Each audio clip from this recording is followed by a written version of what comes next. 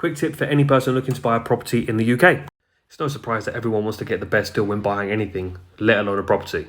However, rule number one when it comes to negotiations, be prepared to lose the property, certainly in the UK. I can't tell you how many times buyers have found properties that they have absolutely fallen in love with and they've tried to negotiate the sale by £3,000, £4,000, £5,000. I know it looks like a big deal when you're initially purchasing the property, because in your head you're probably saying to yourself, that £3,000, £4,000 I get to actually save and keep in my pocket.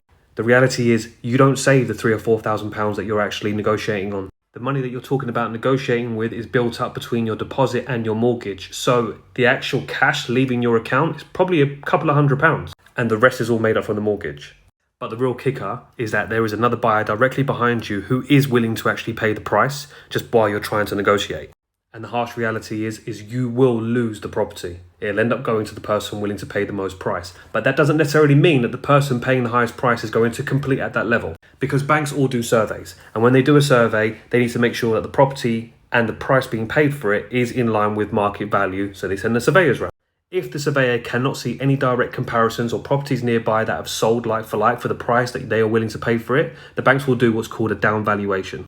What that means is the banks will actually bring the property value and the price that you're willing to pay for it down to a point that makes sense to market value. And at that point, usually the seller and the buyer will have another renegotiation and actually decide on a new value and a new price that kind of makes sense to both parties, including the bank. Now, if the banks don't give it a down valuation and they actually value it at the price that you're willing to pay for it, you might still think to yourself, I really didn't want to pay that kind of price.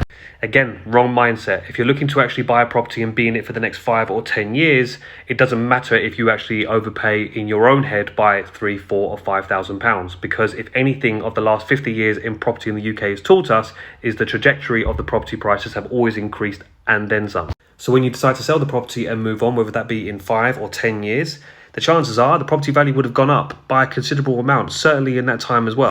And the £5,000 that you were worried about renegotiating with all those years ago, you won't even worry about that then.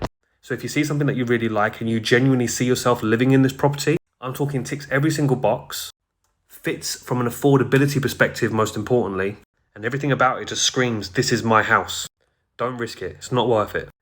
The only deals that you really get in the property market is if you are a cash buyer and you find a seller who desperately needs to get rid of their property. Because at that point, the chances are you're not buying the property for a 5 or 10 year plan. You're only buying it for maybe a 6 month to 2 year plan and you're looking to flip it. So the profit margins make sense.